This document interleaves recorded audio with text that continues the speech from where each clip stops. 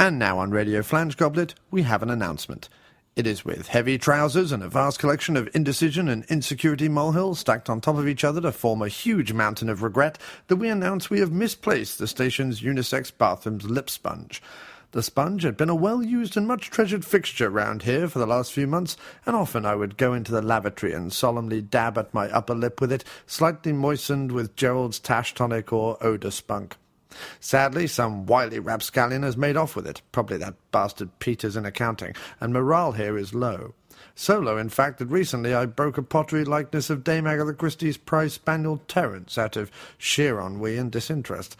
There was this other time I took some of a baguette and mimicked the act of oral love on it in front of a busload of loudly shirted tourists on a sightseeing trip of hat stands in the Norfolk area. I may be slightly deviating from the topic, but if all that wasn't bad enough, it's now time for the After Movie Diner, the podcast that just won't die. This week it comes from a particularly sloppy Thai eatery in Basildon, where the armless head chef has learnt how to apply capers to carrot cake using his nostrils and a specially cut length of straw. Also, don't try the veal, it's fucking abysmal. I'm off now to go stick my genitals into a wool socket to see if Celia from marketing will love me again like that time in Spain with the handfuls of basil and a liberally glazed ferret named Methuselah.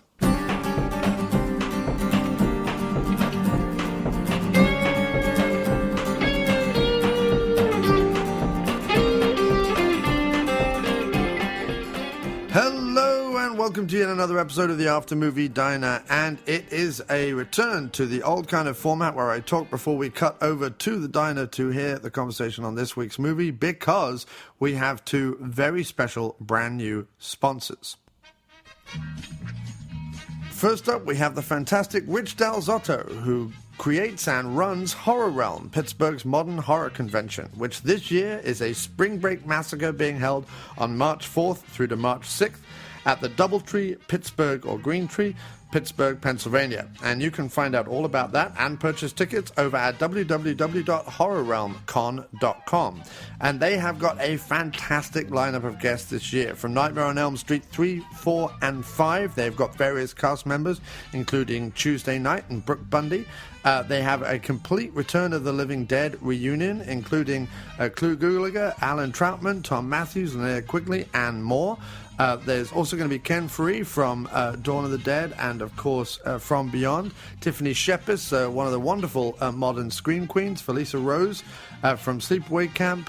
And so on, and so on, and so on. I'm going to be there. My Lady Kim is going to be there. And Out of Print Dan, T-Shirt Joe, Tim Gross from Gross Movie Reviews, Carl Polling from the Bloodbaths and Boomsticks. Everyone's going to be there. Bryce Katzman, Space Jesus. Ed Quillen's going to be drawing you all as a zombie. And Rick Fosselman will be debuting his new son. So it's going to be absolutely fantastic and excellent. You will not want to miss Horror Realm this year. Get your tickets now over at horrorrealmcon.com. And thank you ever so much, Rich, for sponsoring this week's show. Cartoon Curious.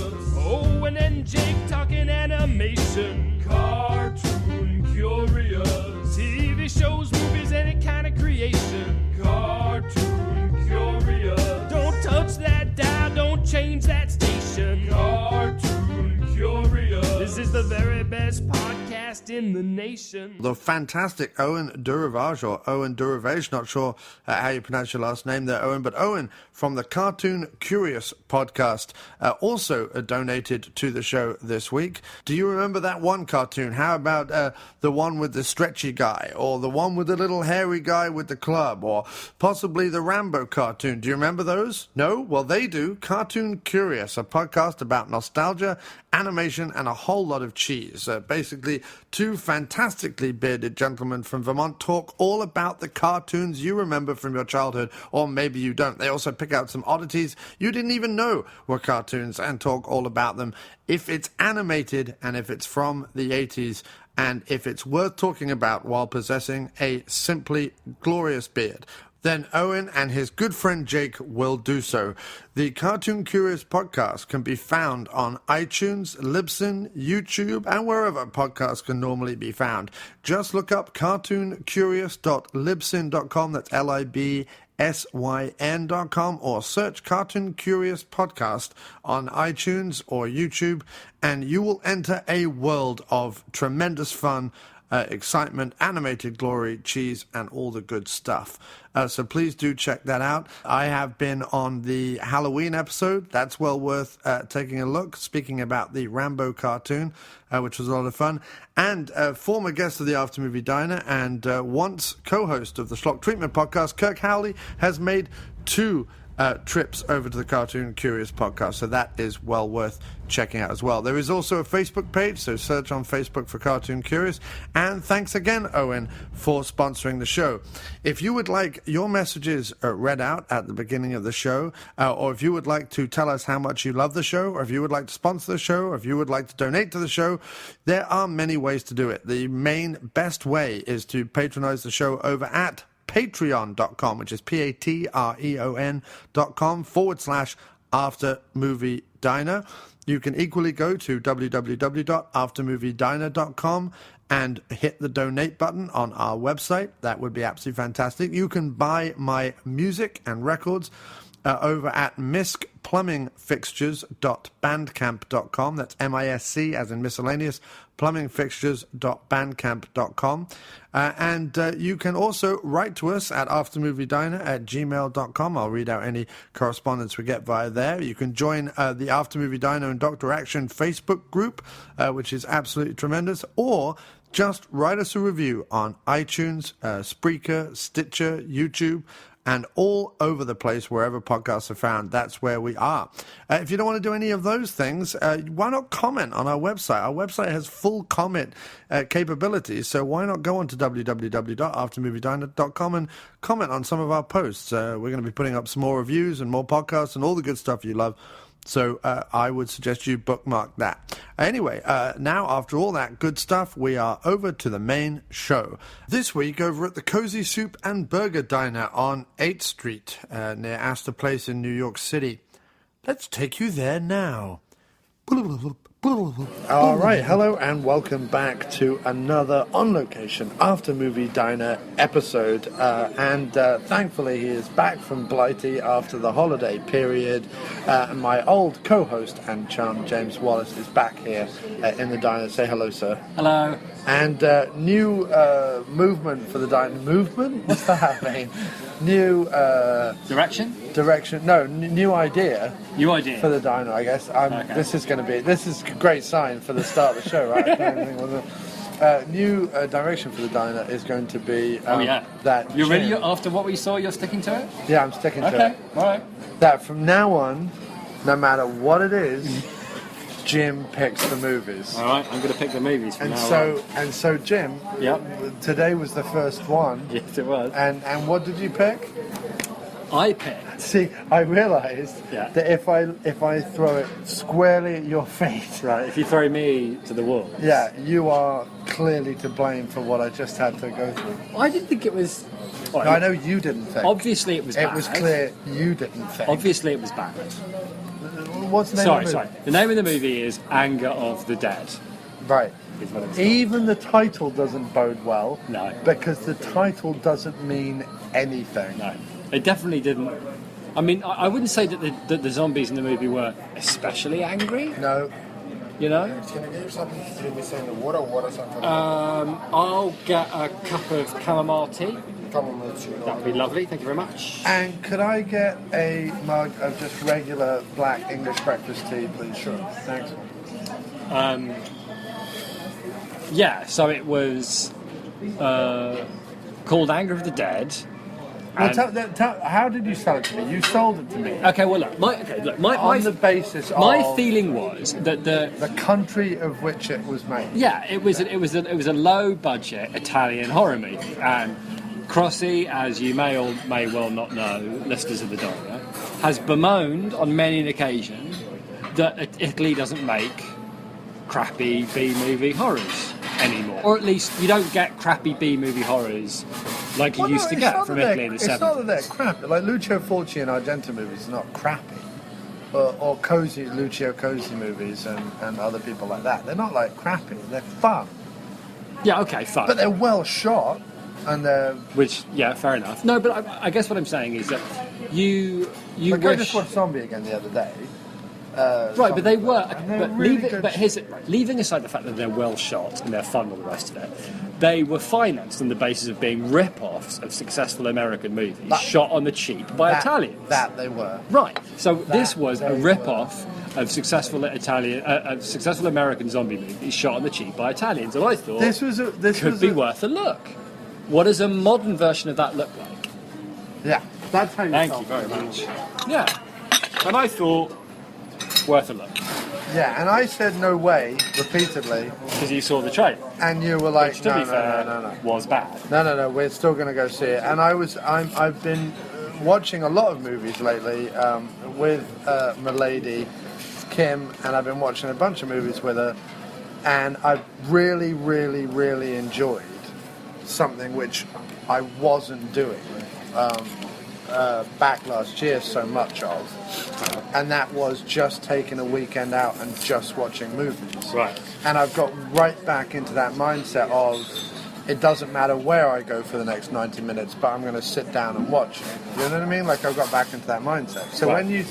when we ummed and ahed about this movie, I was like, you know what, maybe I could just go watch it. Because, like, how bad can it be? You And the know what I answer mean? is pretty bad. Pretty bad. I mean, pretty bad. Pretty... I think I could say, without fear of contradiction, that the cut I saw of Zombie, Right. and I did see a cut of Zombie, I Yeah, think, the rough cut of Zombie. the rough cut That of still had Zombie scenes was a better movie than this one. No. It really... No, because this Really movie was. had two things going for it. Okay. Oh, wow, all right. And that was the Tuscan countryside Yes, that's true. and Tuscany is nicer than Wickham, on agreed.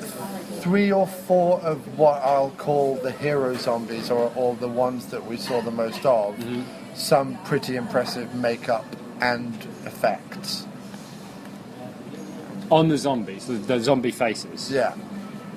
Because that was kind of about it with the effects. Yeah, you didn't see any, like, chewing anything off. Well, you saw him cut the guy's foot off.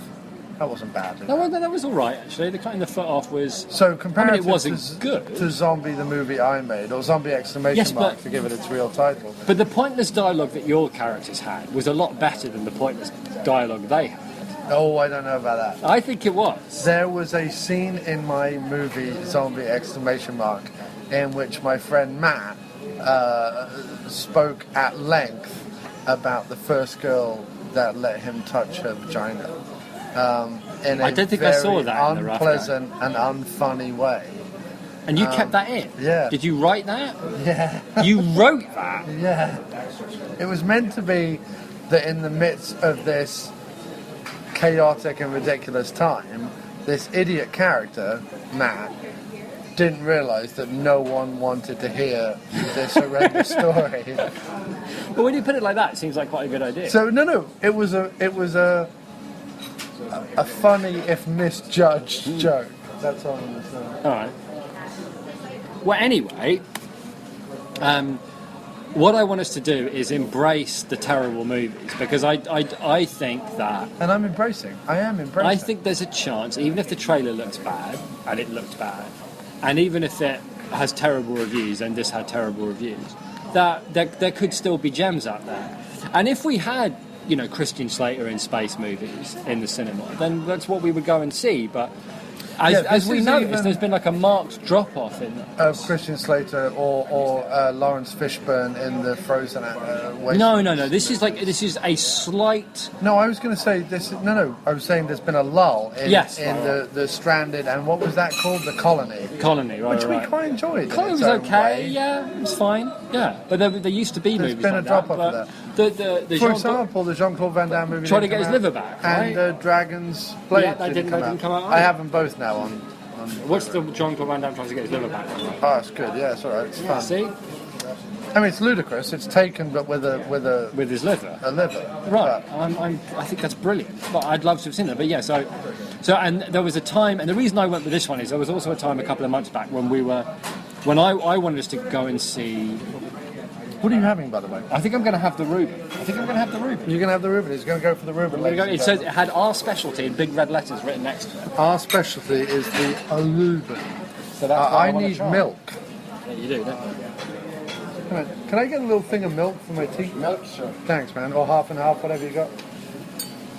I've got half and half of tea. I guess you can. It tastes like shit either way. Thank you for that. Positivity. So, Thank you, my friend. yeah, there was a Guys, decide you need a few minutes. We did say yes. yeah. Can I get the Reuben Pastrami or con pastrami, Pastrami, you can get either French fries or potato salad. potato salad? Potato salad with pastrami, okay? Yeah, I will. Actually, no, scratch that. I'll have French fries. Yeah, French fries? fries. Yeah, French fries. Okay, so pastrami and French fries. Yeah. And can I get the chicken fingers with honey mustard dip? And can I also get that with French fries? And can I get a side of brown gravy as well, please? Does it come with fries or is that extra? Comes with fries. Yeah, there was a time In the same way they do a deluxe or a non-deluxe. I see. I was going to say because you can have my fries because it comes with the fries, and I'm only going to have like one or two. You can just have mine. I think it's $1 difference. Right. I'm just saying. I'm just trying to help. It's fine, carry on Helpful, speaking. So anyway, what is it? Um, Angry of the dead. But they're very angry. Angry. All the dead are angry. They are angry. All they are. No, there was a movie a couple of months They've back. got a right mood on. And it was Vinnie Jones in some action movie, and should've obviously gone it to was see going to be terrible. We should've But gone we should have gone to see it. We should have gone to You know, see because but what I like about these, we go to the cinema and we watch a terrible movie, and sometimes they're good, and sometimes they're okay, and sometimes they're bad. But we go and then we talk about them. Yeah. And I prefer them to be weird, you know. Me too.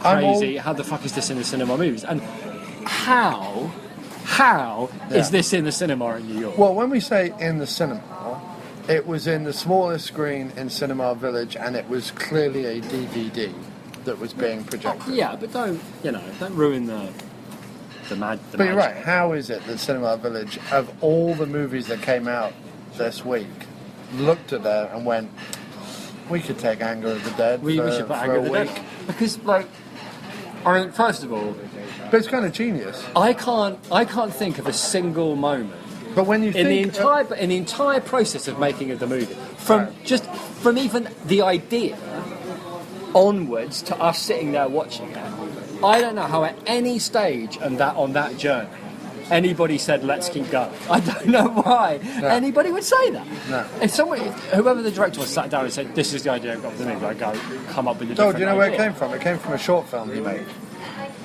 He made a short version of this, and someone looked at it and went, "Yeah, all right." And he stretched it out to 90 minutes. See, Well, so 84 the minutes. journey's even before that. So Yeah. even when he sat down and said, "I've got an idea for a short movie," I don't know how anyone said, "Let's do it. Yeah, let's do it." keep going.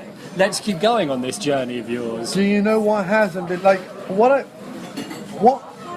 what baffles me is how anybody sits down in a room, even by themselves, and says, "You know what I could do really well?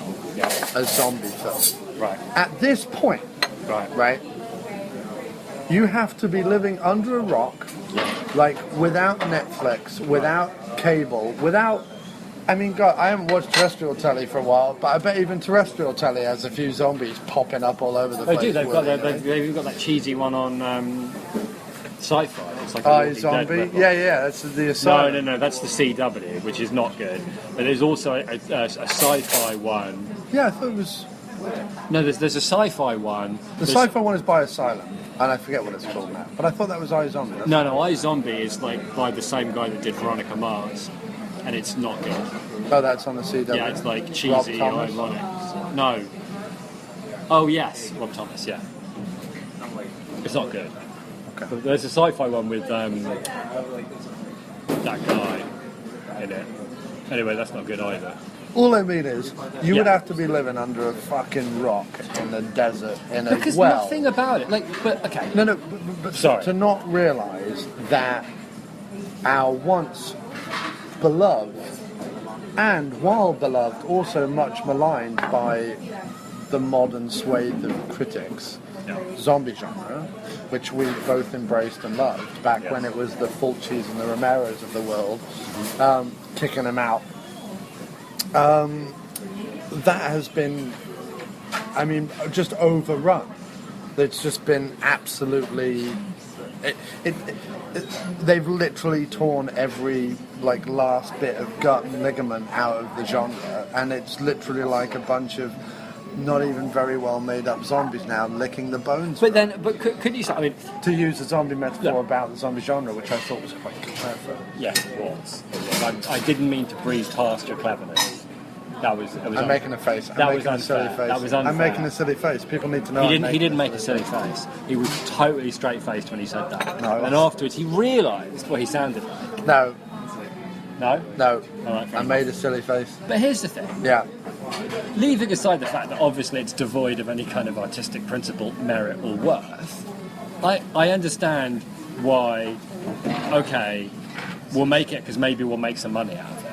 But the days of we'll rip off American cinema, but we'll make it in it. But they're not for even no ripping off money. Americans. They're ripping off bad American TV. That's what they're ripping. Okay, fair enough. So, ripping off bad American TV shows, or there's some people think they're good American TV shows, even though they're bad American TV shows. Ripping them off, doing them in Italy with Italian actors, Yeah. not dubbing them, but it wouldn't have been totally. No, some of them were dubbed. Some of the people Because there were was dubbed. in the credits at the end there was a list of people who did their voices. Oh, well, there we go. Okay. So, no. There was a list of people in the credits who did TV and radio voice. It wasn't like they didn't dub. No, there was a couple that were voiced. Oh, all right. Okay, fair enough. I don't think any of the main players. I think all the main players were just actors doing Right.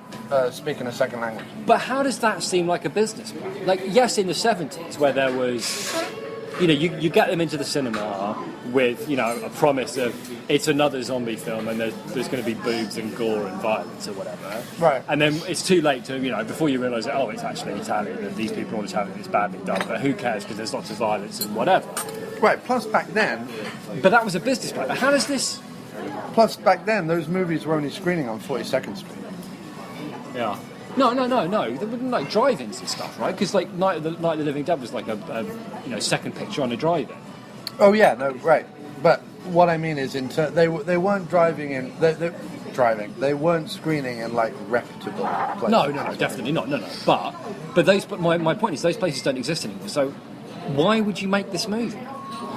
I mean, he's not saying anything interesting. It's not trying to be funny. It's not trying to be interesting. It's not even trying to be particularly No, he thought he original. was being very interesting. How did he think he was being interesting? Because he wrote dialogue that said, "We can't live in the past anymore. No, and but that the was future brilliant. lies ahead of us. And the present And is all so- that matters. And the present is all that matters." But it was. So So he thinks that's a portentous thing to If be you- if saying. you- if he you thinks wanted, it's a like- psychologically interesting thing to say. I when can't- really all he's saying is existence is kind of linear, which we all know. But I don't think he can't believe that He has had any two merit. people sat by a campfire, right, talking inane twaddle, and then the next morning was they a bit- wake up and Italian Sorbo had hung himself. Right, yeah, sorry. If Sorbo is listening, I'd like to apologise, but there was a character who looked like Italian Sorbo. And another character who looked like Italian Giles. He was more like, he felt like Italian Giles. He didn't look so much like him, he felt like him. He was kind of tall, had a biggish head for his body. If you're listening, I don't think that. That's You kind of think so, because No, I don't. You had the laugh of recognition that Giles. No, has a I find it. No, he John doesn't. has a big head as well. It's all right. Well, John was born with that head, and the rest of his body just grew up. No, I don't to mean the that round. Giles has a big. I just mean that Giles has a very dynamic head. So you're saying that the one thing He looked going for the like Italian Italian actor was he was dynamically headed Well, once he got a beard. once he got a beard. Fair enough. So the beard. Which we had a debate in the middle of the screening as to whether I thought the beard was moustache real, part but was the phony. moustache was I fake. think the moustache part of his beard was phony. Why would that be something? I don't know. It looked phony. It looked fine. I don't know. But what I'm saying is about the conversation about the past, the present, and the future, and the argument they had, the completely brilliant argument about the ferry. It wasn't brilliant. It You are was. saying it's brilliant, but No, it was because inane and teeth-grindingly It was awful. no, it wasn't. It was like it was an argument written by somebody who understood what an argument was, but had never had one. You know, it was like a drawing of a dodo. No, it was completely fascinating. a drawing of a donut. A dodo. Oh, a dodo. Oh, okay. You know, like yeah, but no. More importantly, like this isn't. There's some of the some of the lines in the argument. The reason why it I hear reminded what you're saying. They were having like a furious row about what to do. The reason why it None of which reminded made me any of sense. Zombie, and the Okay. reason why I can, with hindsight, say that Zombie was utter shash, although there are undoubtedly like some little fun ideas in there, but Of which this had none. okay, that's you Thank can you very maybe say much. that. But the execution of Do it. you want a little spicy mustard Russian dressing? I'm all right. Do you want anything? No, just the brown gravy is great. Well, this is lovely. Thanks very much. Thank you. No, but the execution of Zombie was fucking ridiculous. Was that, for example, in Zombie, there is a sequence where me and two other people save my ex from a car Right. that is being beset upon by zombies, right? Right. Only to then run away, rather than get in the car and drive off. Yeah, but that's Right. nothing compared to. Because in my head, right? Right. In my head, when I was writing it, I wasn't thinking about, oh yeah, there's a car they could all get into and drive away. Right? Right. I was thinking, like, wait a minute, Beth and I can't drive cars, so we might as well not write that in. We can have her in a car, but then we should all run home. But that doesn't make any sense. But it makes sense in my head while I'm writing it. So what I'm saying is, there was a bunch of conversations and sequences, thank you, sir, thank you, in this movie that felt like they probably made sense in his head while he was writing it for some reason we don't know. But once you put it up on the screen for all to see and sit back and try and understand it, a lot of it makes very little sense. But I think what's amazing. Also, the whole, like, there's a radio broadcast of a possible, hopeful resolution to this is like the most thin and twatty thread to hang this threadbare film on. Because okay, let's talk about the fact that nothing happened in the whole movie. Nothing. I mean, the reason we're not summing up the plot is nothing happened. Nothing. Well, they thought there was two intertwining storylines. There were. Huh. There was. So, okay, but in answer to your, there were things that I don't think it did make sense in his head, because I think he doesn't speak English very well, and all the dialogue is like. It's almost the Chinese whispers of zombie movie dialogue. Like, I know what zombie movie dialogue is supposed to be, but I don't really understand the language all that well. So I'm going to write it. But dude, Lucio Fulci doesn't even speak English. Yeah, but he didn't write his bloody movie. So if he did, he wrote them in Italian. He got someone to translate. This guy wrote that dialogue in English because it didn't. It kind of made sense, but not really. None of it made sense. As far as I could figure it, to paraphrase the story very, very quickly, Good luck. there was a really bad actress. Really bad. Like, why is she in the movie? Yeah, we're watching it going, okay, she's not particularly attractive. She's a terrible actress. You're going to make her pregnant, so therefore there's not going to be any sequences where she gets her baps out, because that's not going to be part of the movie. I'm sorry for the sexist term, her breasts. But you know what I mean. We're two guys. I'm not apologising. Shut up. Baps is fine. So, there was no reason for her to be in the movie, because, like, once you get rid of good actress or good looking or whatever, and the only reason I'm saying that is because if you go along and see a movie with Meryl Streep in it or whatever, Right. you know why Meryl Streep's in that movie. You're not sat there going, Except why for is Ricky in the Flash. We don't know why she was in Ricky in the Flash. Yeah, we do, because she wanted to do something a bit enjoyable where she sang a bit. Have you seen Ricky? Why would I have seen Ricky? Well, I in saw it on the Flash? plane. It's weirdly a bit racist, but anyway, carry on. Oh, okay. Or when you go along, okay, even when you go along and you see who's awful, Emily Mortimer is awful, but when you see her in a movie, you go, okay, I understand why someone thought she wasn't awful. She is awful, but I understand why someone thought she wasn't awful. Yeah, okay, I see what you're saying. Right? Right. And in a low-budget zombie exploitation movie, right, which this was, to all intents and purposes, minus exploitation the of the boobs, audience. I guess. Minus the boobs, but there was like child killing, and there was like zombies, and there was gore, and there was whatever. Like, it was an exploitation movie by any other. Yeah. Right? In that movie, if someone's a bad actress, which you assume they're going to be, or even if they're a bad actor, which you assume they're going to be, Right.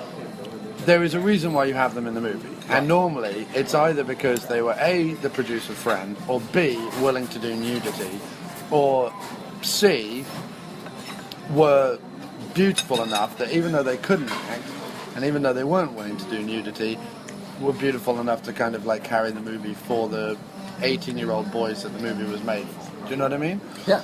And I'm not saying these are my desires of actresses. You don't have to. I'm explaining qualify. it within the genre trope. Yeah, that's right? cool.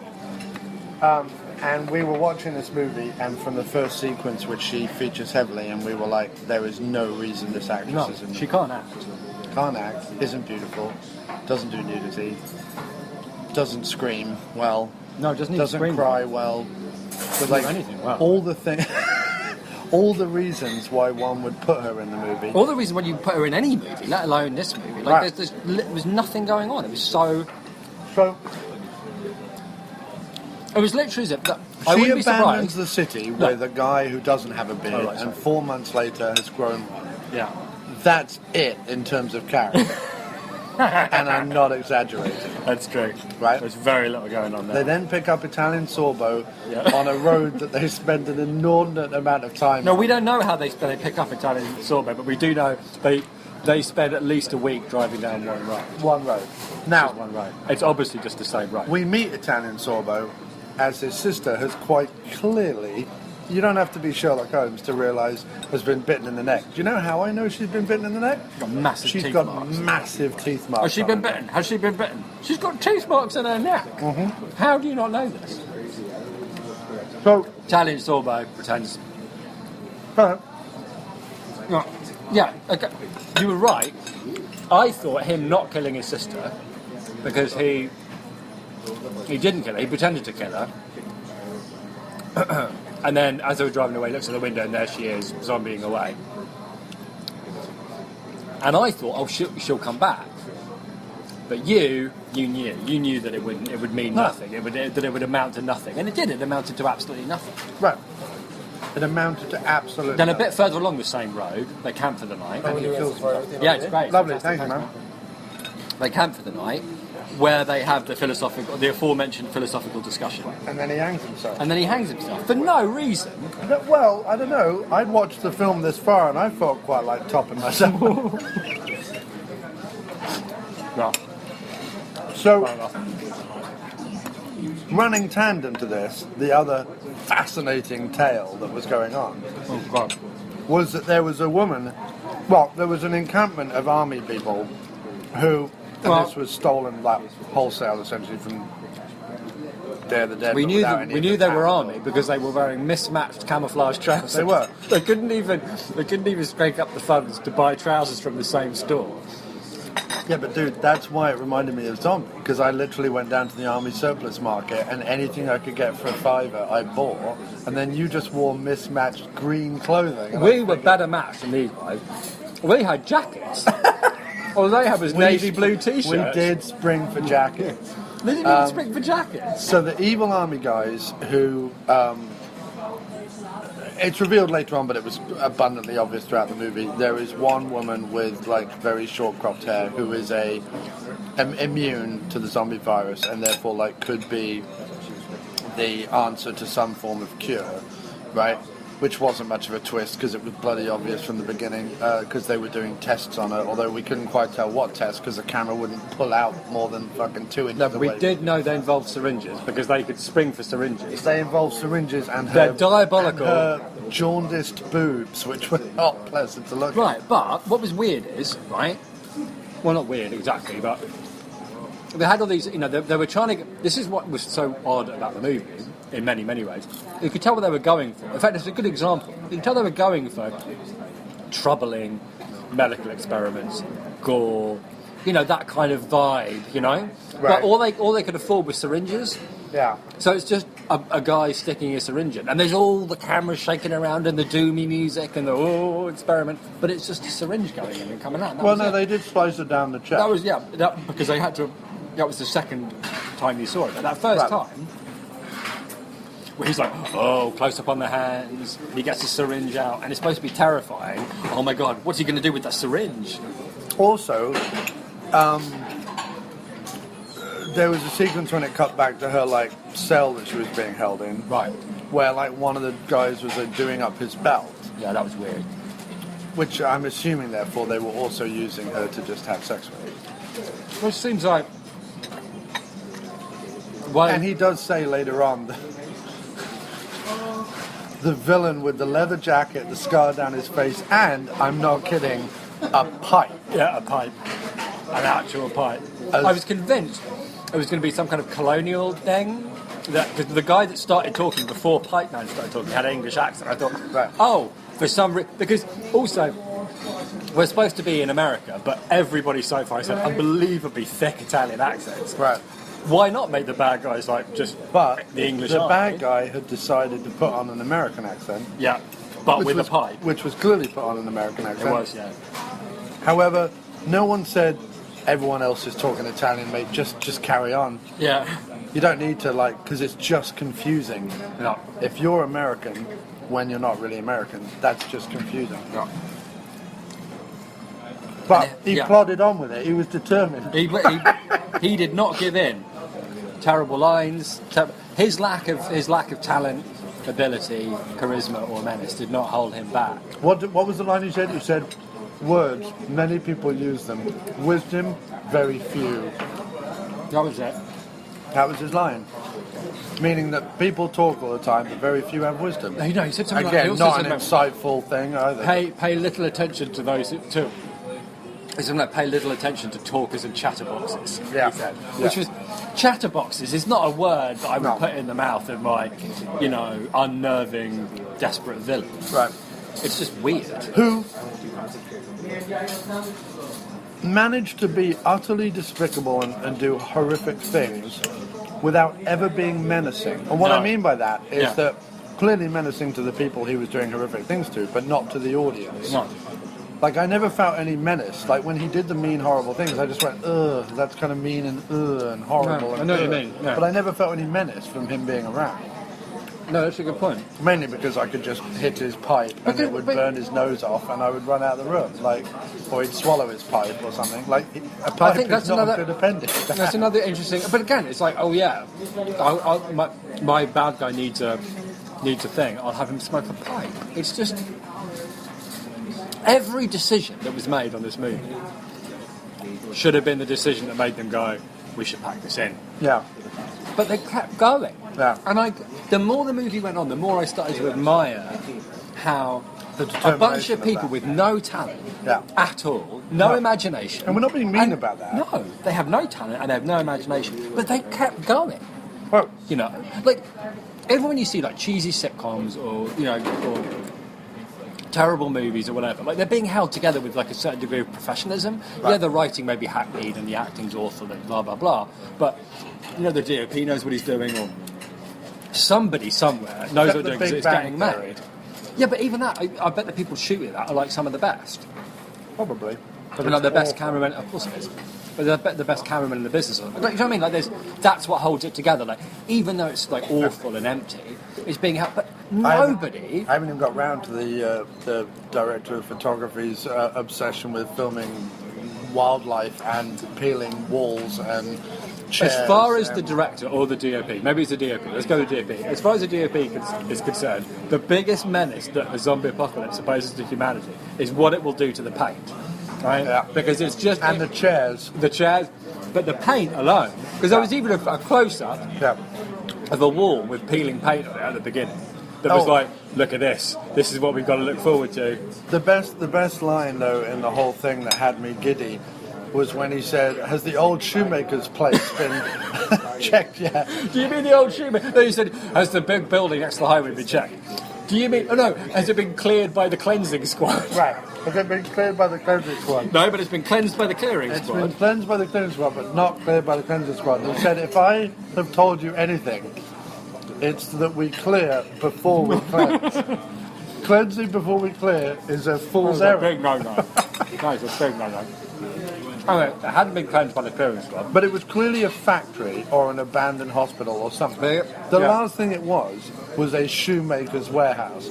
But they had put some boxes of shoes in there. So she knocked over a box and we go, oh, it's a box of shoes. Yeah. Because it's a shoemaker's factory. Which must have... Do you mean the old shoemaker's factory? I think it upped the budget by at least 150 drachma or whatever ancient currency they made this movie in.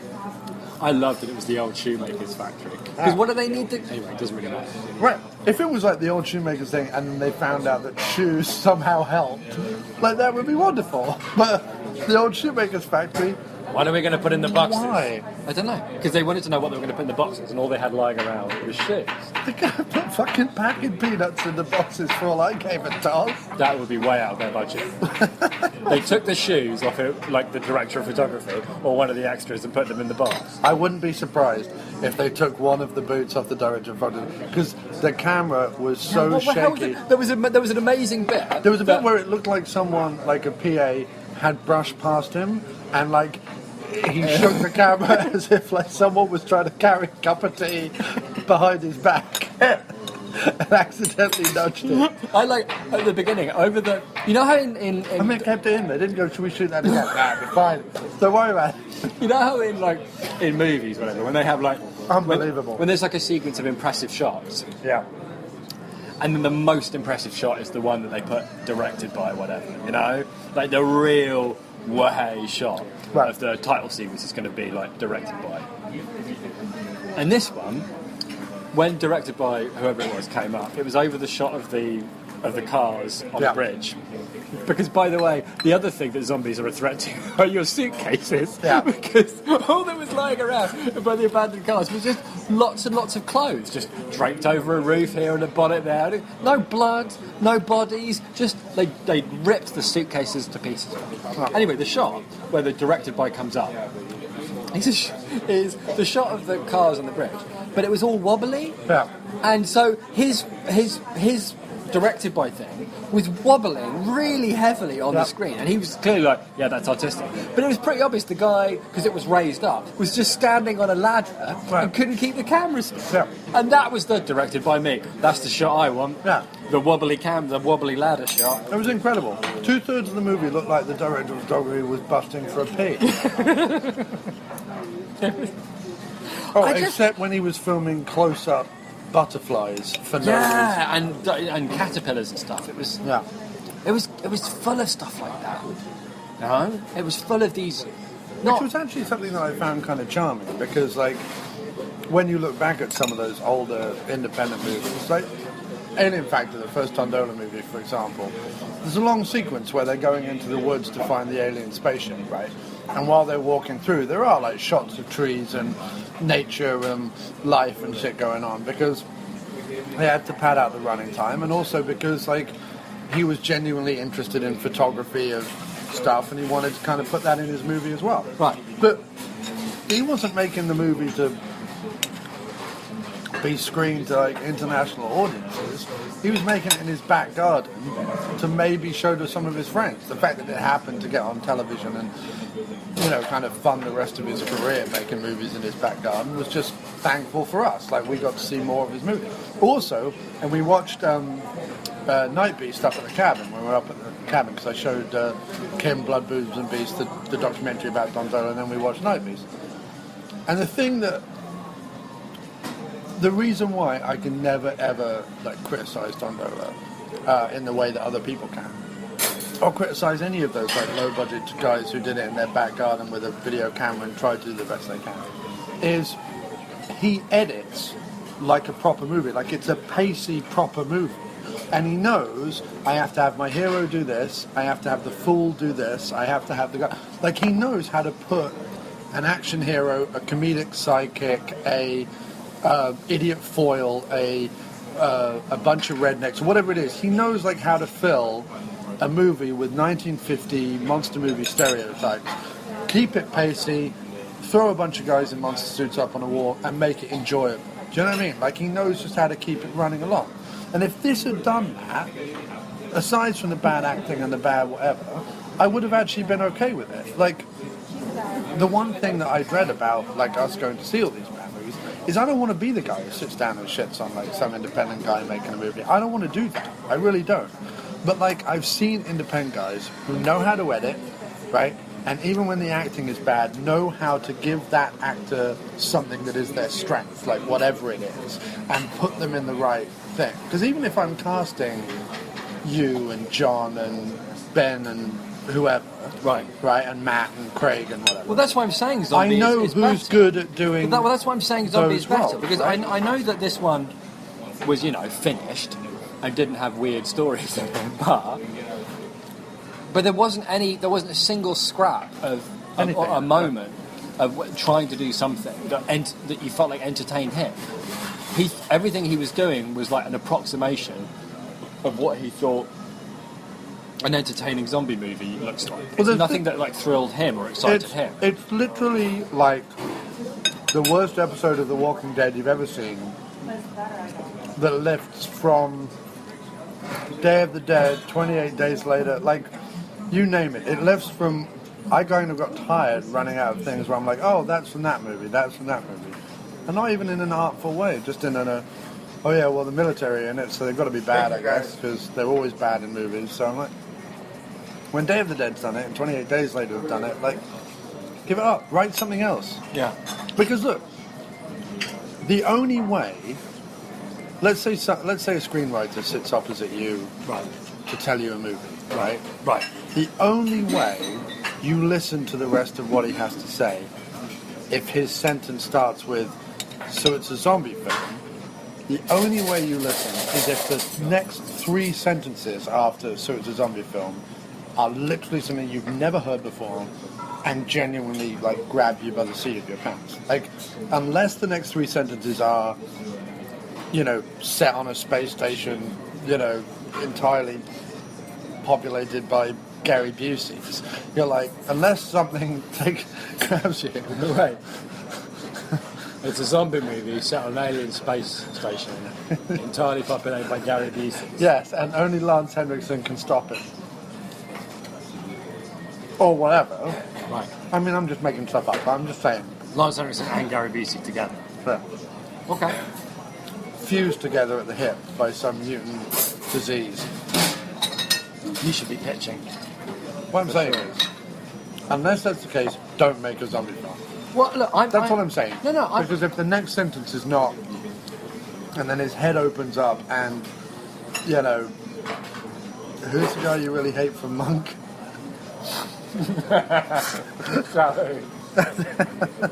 His head opens up and he's really Tony Shalhoub. Unless that's the next sentence, nobody's interested. Right.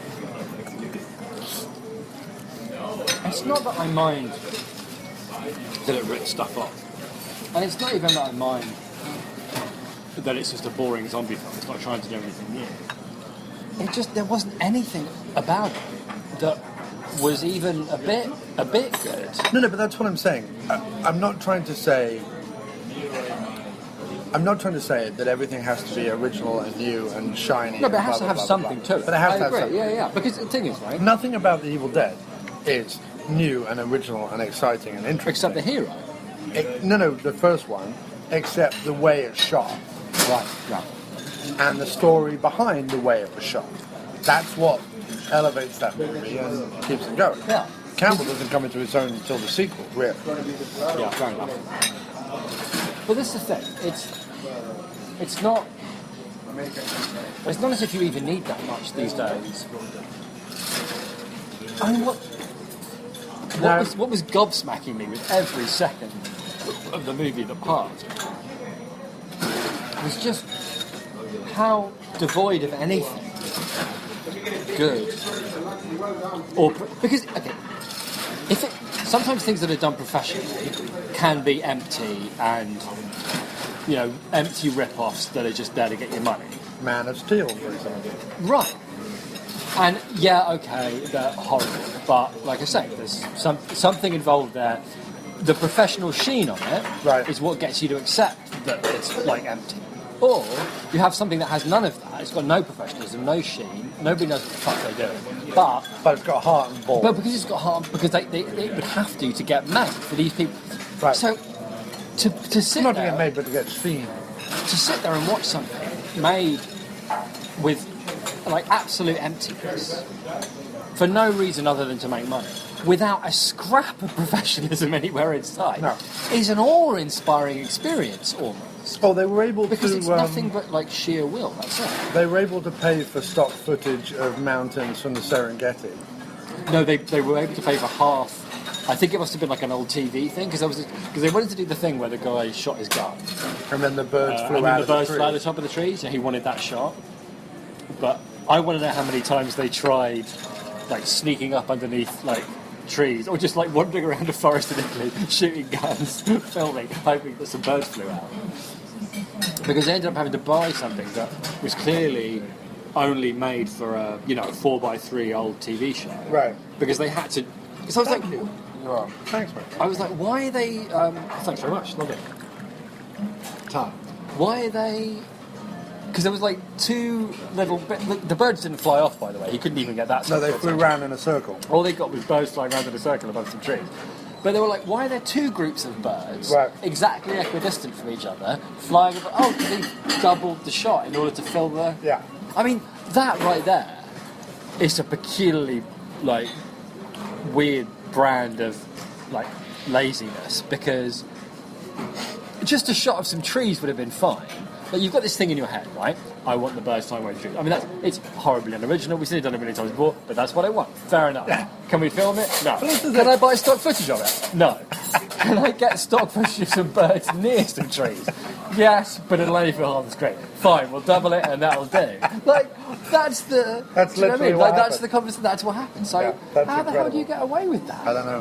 Why not just shoot anything else? I don't shoot the director. Do you know what I mean? in the Like, face. but that's what I mean. Like, to have that degree of incompetence Yeah. and contempt at the same time, like for them, presumably for themselves, for Because the it's- process, for the audience. But it's something that I see a lot of, not just in foreign movies or independent movies, but in all movies lately, where it's this idea of, well, we know how movies are, so we must do this, like at all costs. Meaning, like, well, we know that what happens in movies, where they're in the woods and a gun is about to be fired, that we have a long shot of trees and some birds fly out of it, because we've seen it.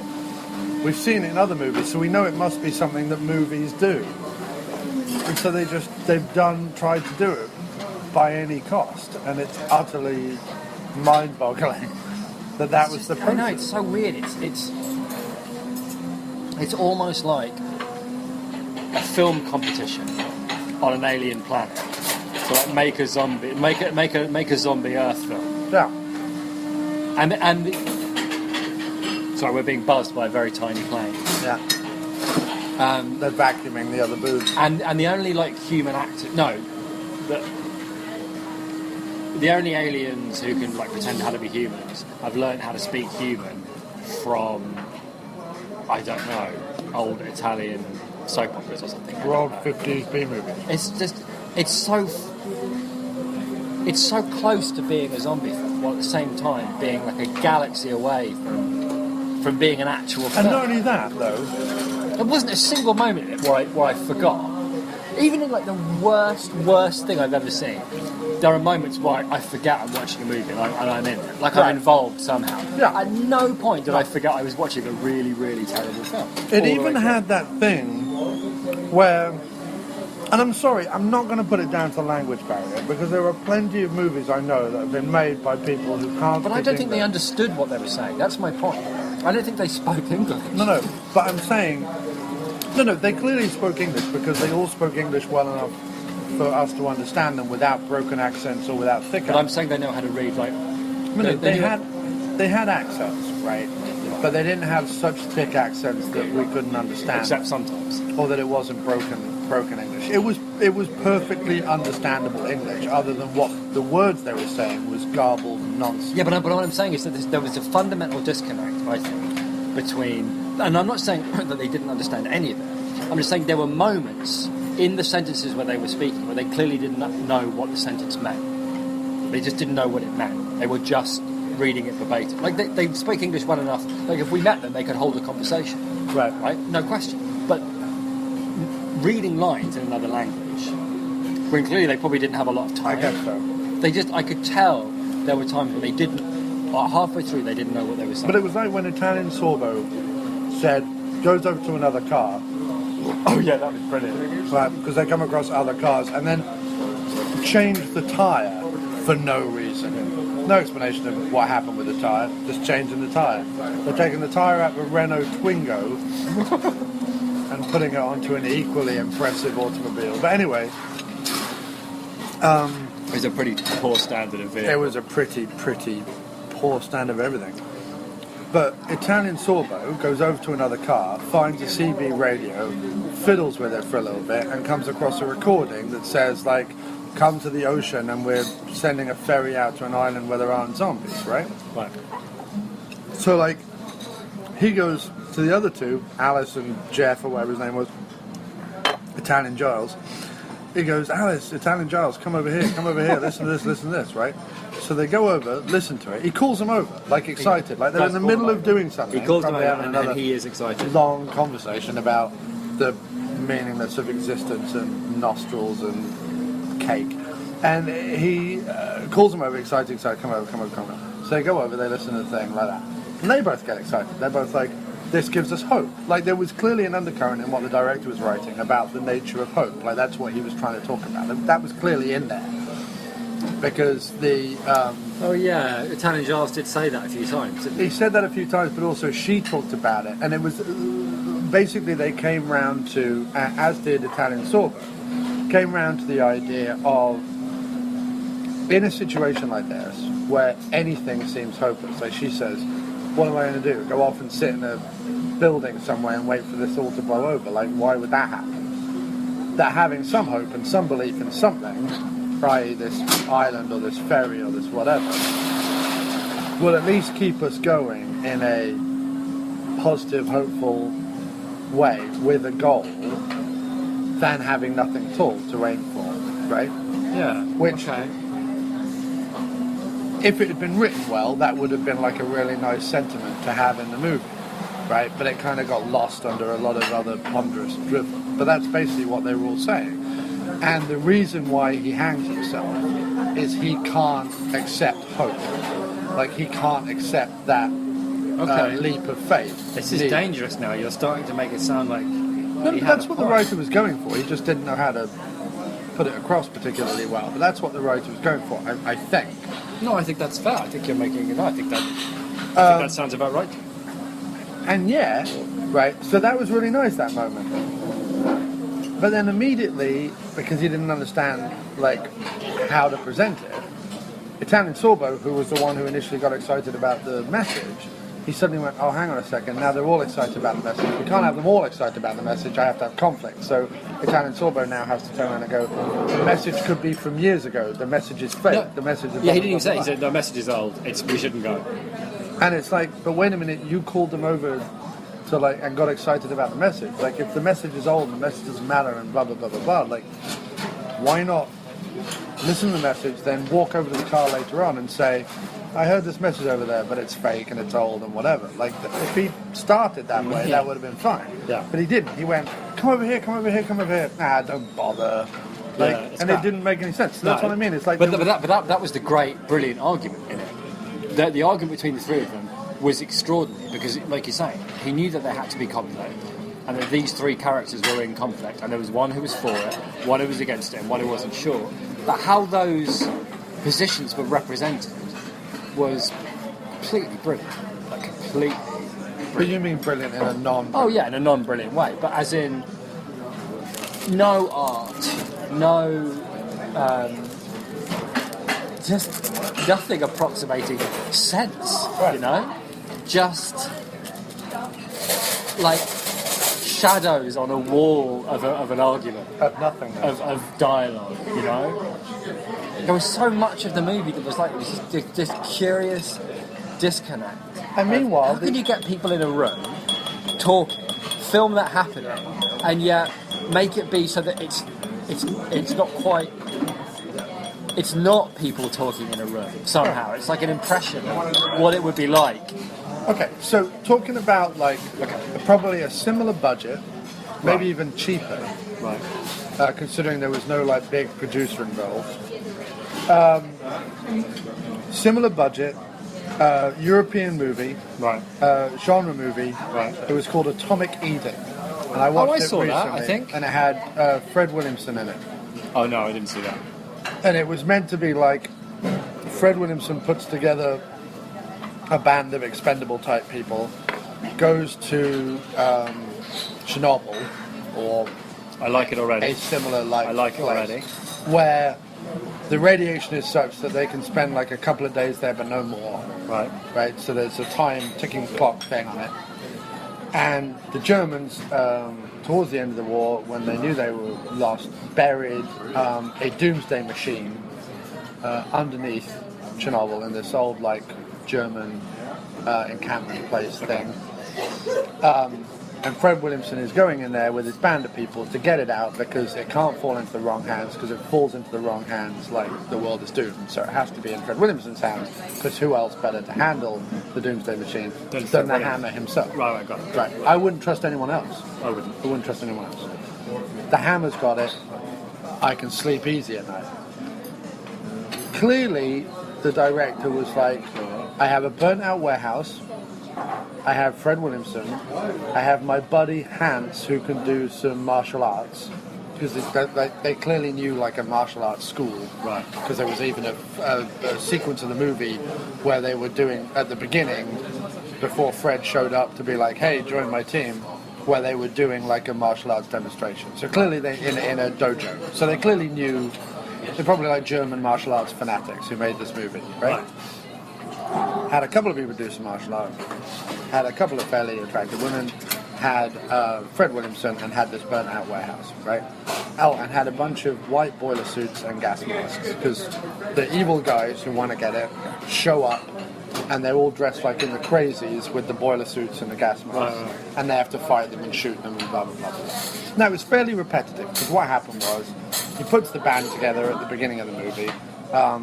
They get to the burnt out warehouse, they're trying to find the doomsday machine, or the map to the doomsday machine, or the stick that points to the map to the doomsday machine, and are beset upon by hundreds of people with machine guns, white boiler suits, gas masks, whatever. Action sequence, they retreat, nighttime sequence where they all sit around and talk about life, attack again, retreat, and so on, right? Right. Very, very, very limited.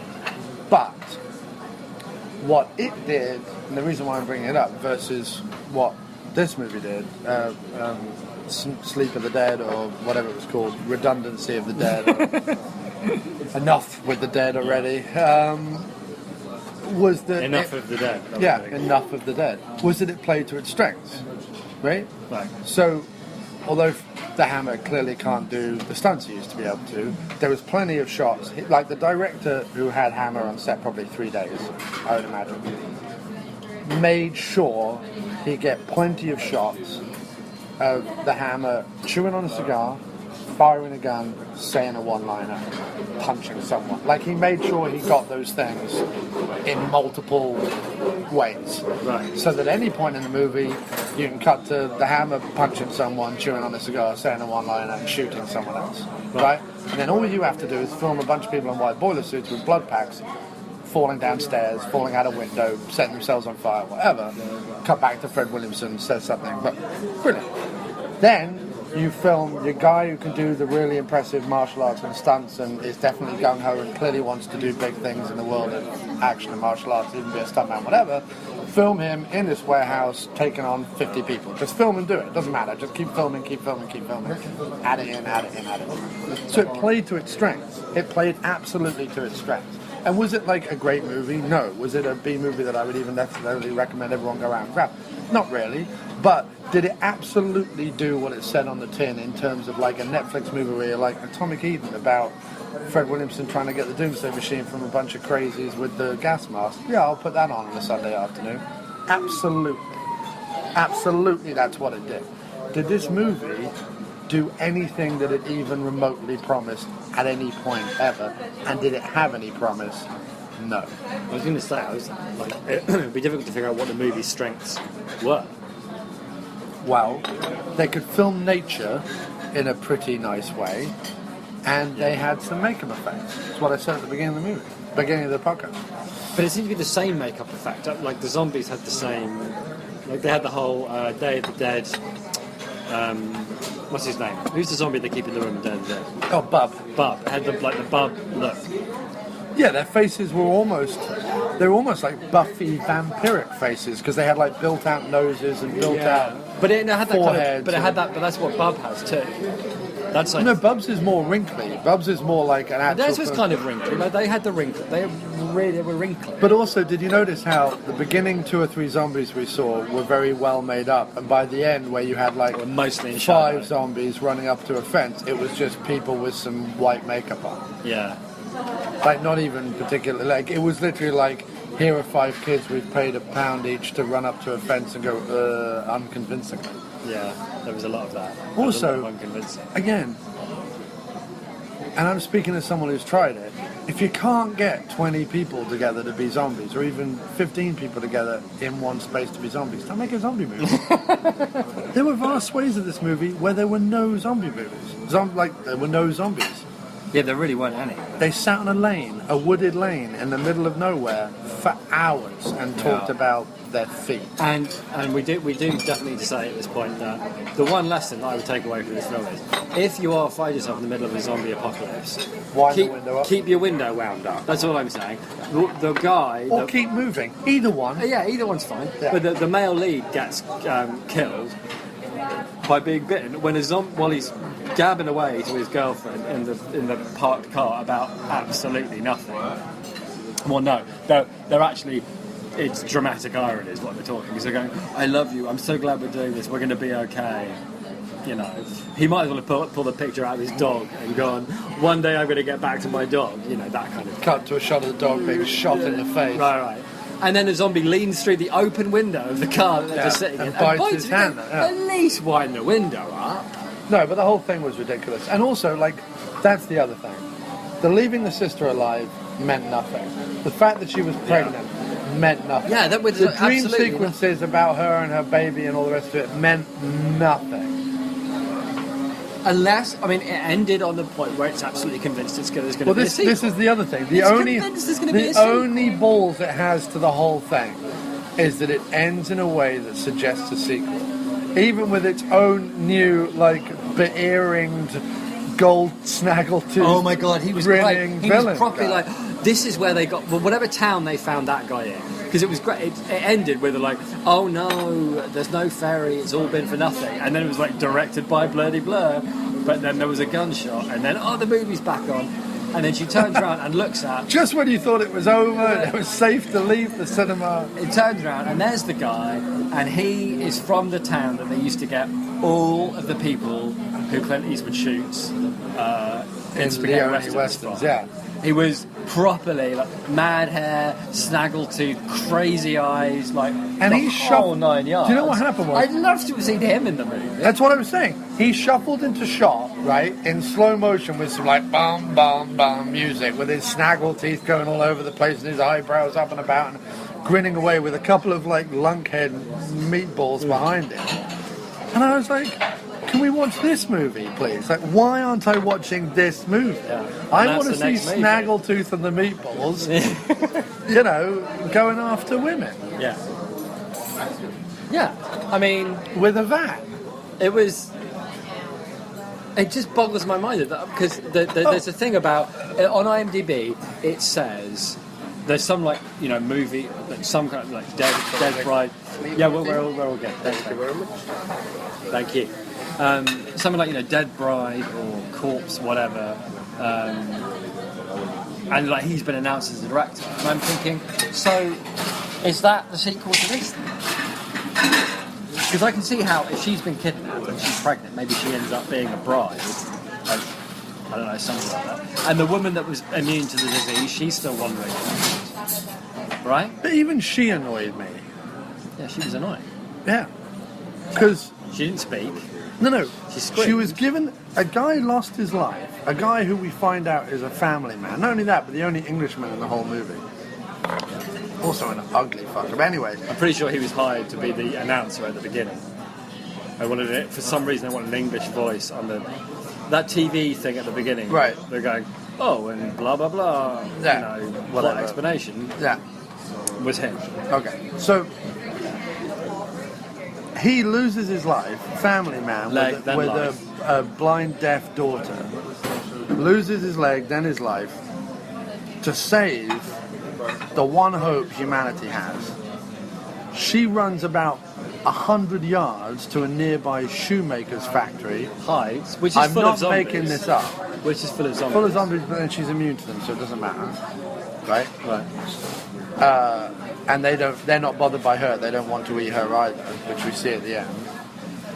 Hides, and then when the guy comes after her, or guy's wandering around talking to himself in the middle of the factory, instead of, I don't know, getting out there, hiding, not moving, killing him, anything, Doing literally anything.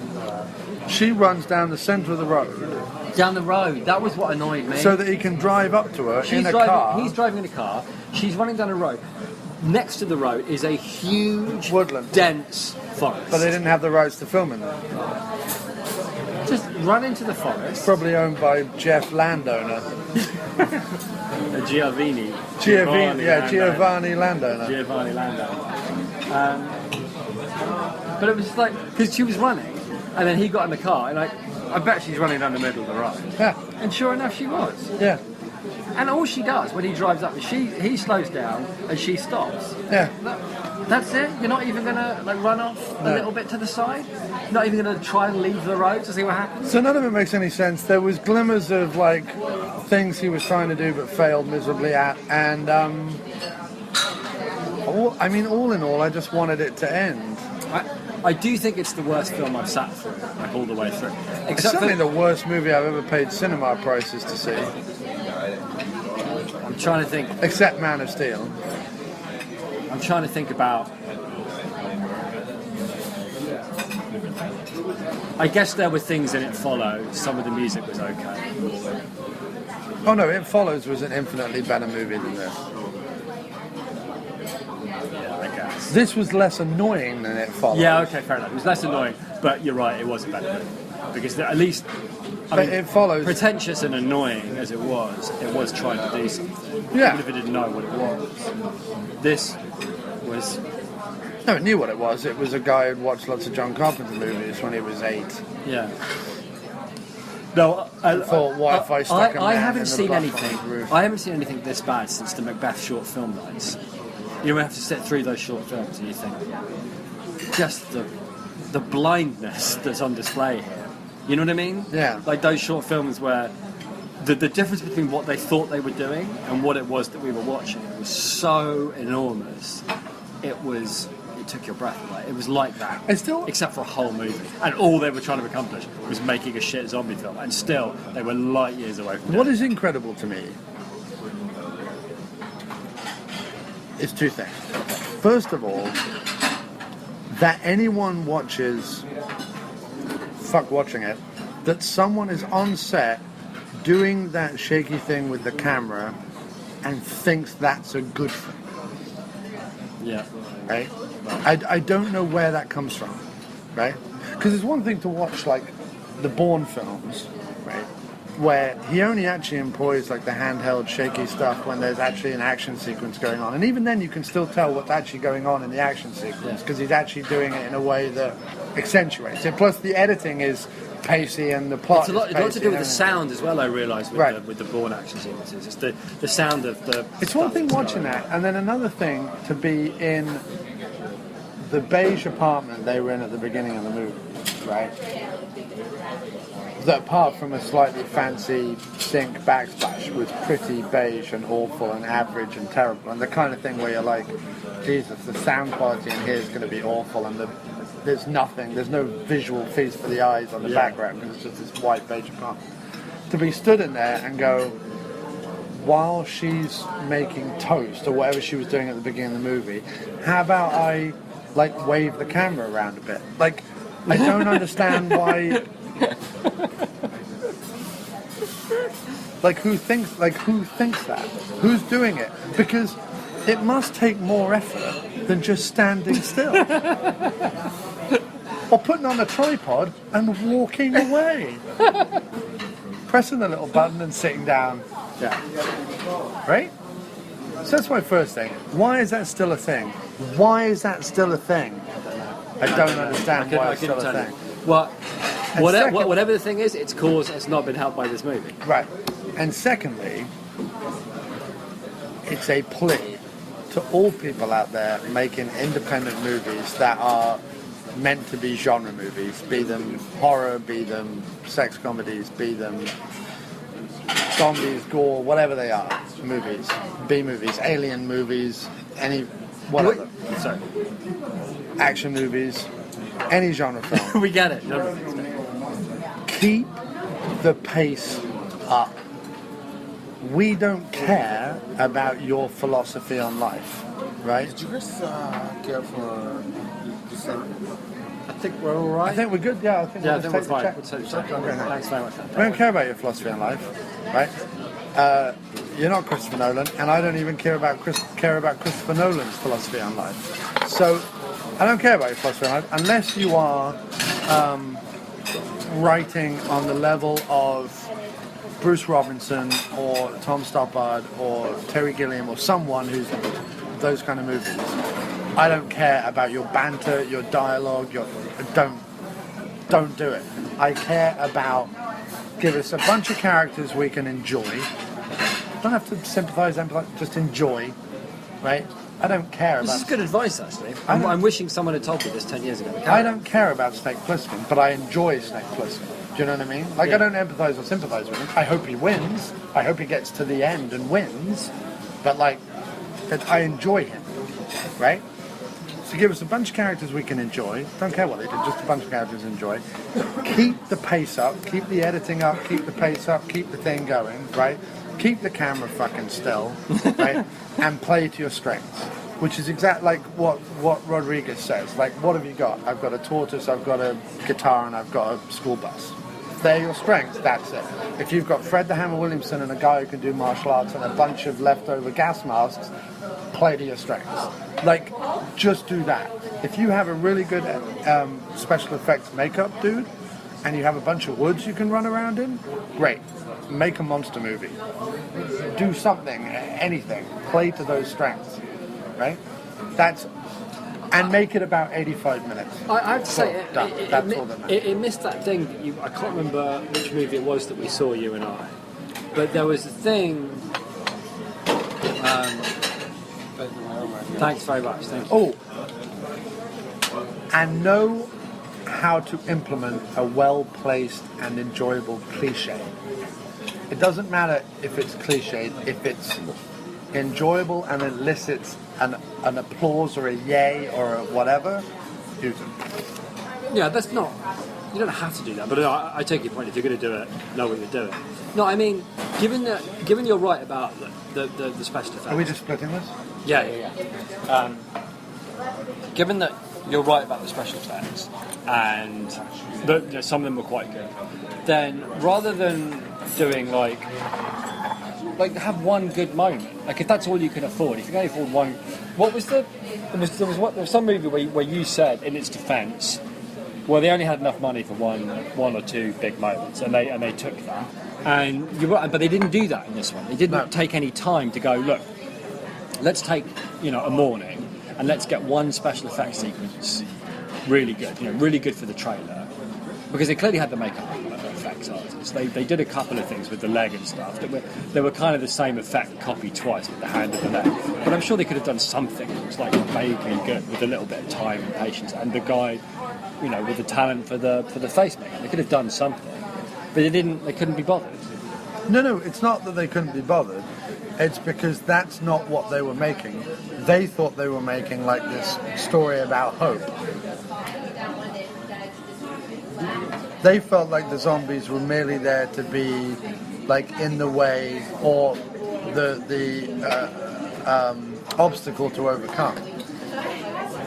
I'm going to have to pull you up on that one. I don't think that's true. I mean, I understand that he thought that there was some message in there about hope, but they weren't making that film with like zombies that we overcome, because then they would have spent more time on that. But they didn't even bring that up until like 45 minutes into the movie, and they totally skipped past it. And he even said, like, I know I'm sounding like a broken record, but we have to hope. But he never said anything like that before. That's why I thought it was so weird. I guess so.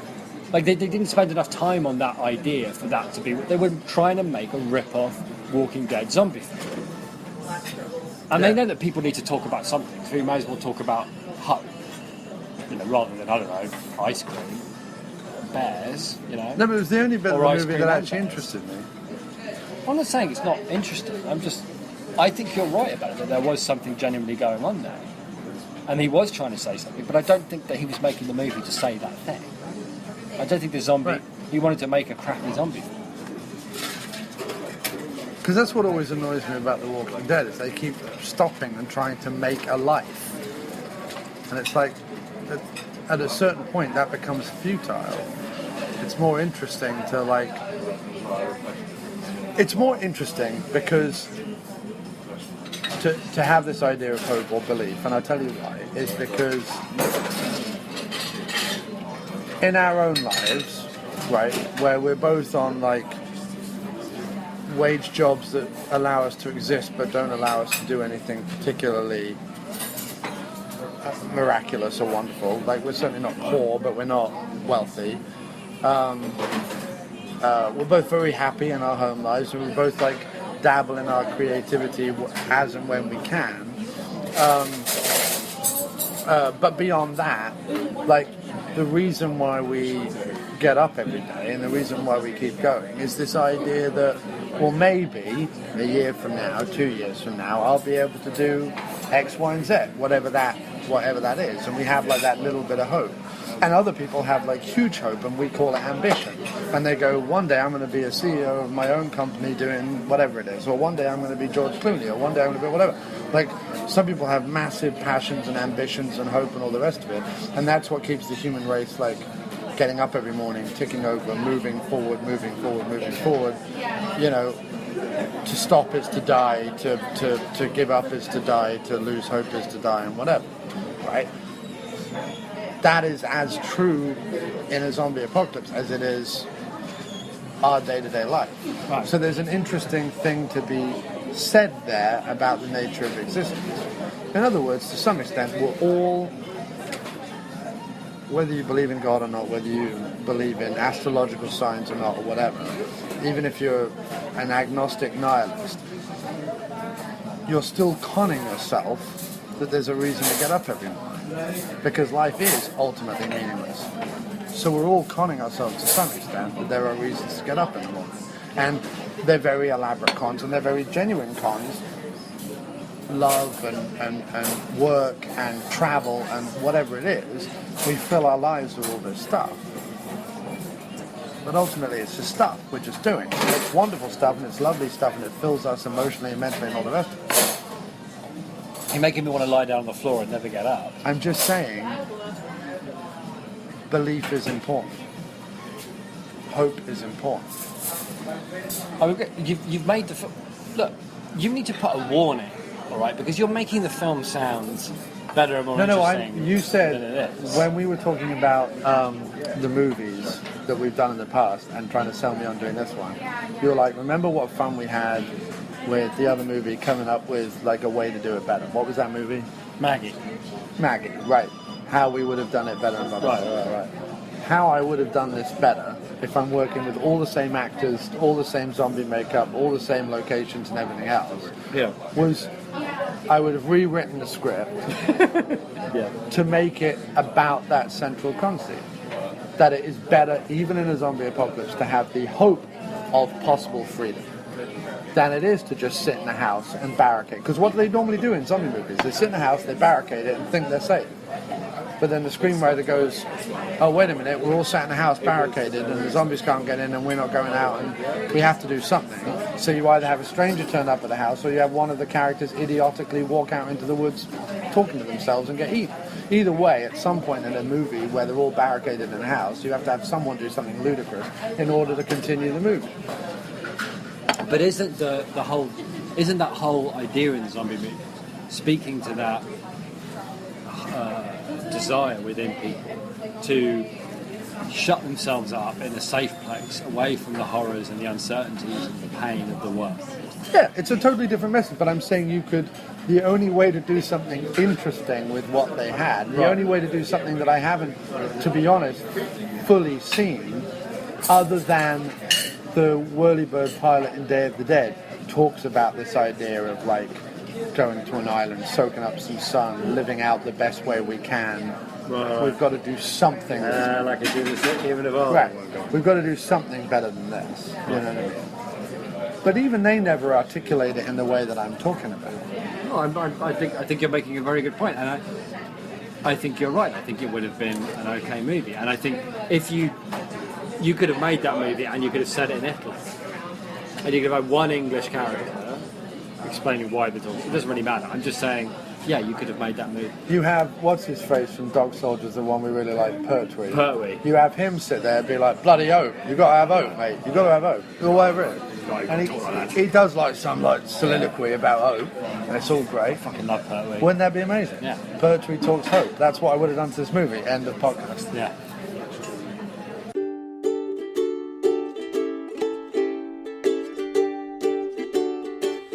And now you very luckily get a sneak listen to a song from an album that I'm currently working on. This song is called Before It Was Too Late. Hope you like it. Gabriel had his top down, a bony and blaring from the dashboard. If he had a body in the trunk, well, who would know? Who would know? Gladys sweeps up the corner bar. It's 4 a.m. and everyone's home. She could just take all of the money, and who would know? Who would know? Before it was too late. Oh, before it was too late. Who would know? Before it was too late. Graham grabs a 6-pack from the cooler and makes his way on down to the river. Well, his girl might have gone, and this could be it. Who would know?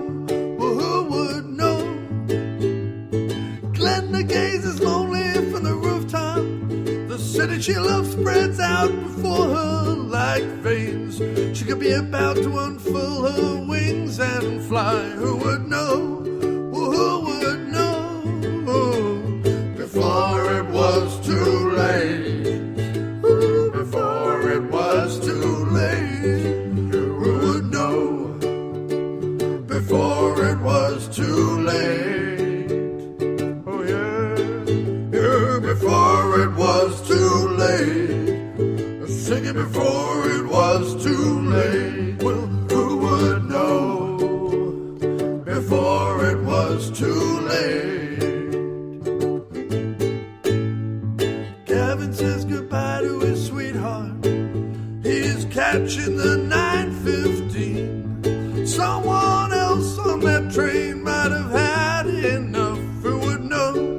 Well, who would know? Greta got a lottery ticket from the deli on 59th. She could be a winner. She might get rich. Well, who would know? Who would know? Before it was too late. Well, before it was too late. Who would know? Before it was too late. Before it was too late. Oh, before it was too late. Who would know? Before it was too late. Oh, before it was too late.